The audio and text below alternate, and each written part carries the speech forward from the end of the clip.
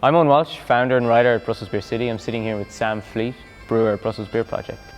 We're sitting in the old machine room of the Wielemans Kerpens brewery. It's not a brewery anymore, but when it was built in the 1930s, it was one of the largest and most technologically advanced in all of Europe.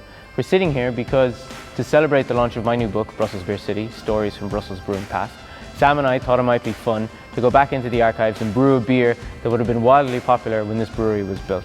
That beer is a Scotch ale, a style that was massively popular in Belgium after World War I, having been brought over by British soldiers. So in order to brew the beer, Sam and I dove into the brewing archives. We got in touch with our brewing historian friend Ron Pattinson.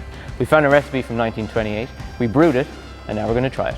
BBP are never one to shy away from controversy, and I think this beer really busts a couple of myths around what Scotch ale was at that time. It's definitely not the kind of dark, sickly sweet, lightly hopped beer that most people think of when they think of strong Scotch ales. We've taken floor malted Maris Otters, we've taken hops grown in Belgium, including Groenendael, which would have been grown at that time, and thrown a couple of traditional processes into the mix. And I think we've ended up with what will be quite a surprising beer to a lot of people who think they know what Scotch ale is. So if you want to know more, come to the brewery on October 7th. We're going to be serving it traditionally from a hand-pulled cask. We look forward to seeing you there.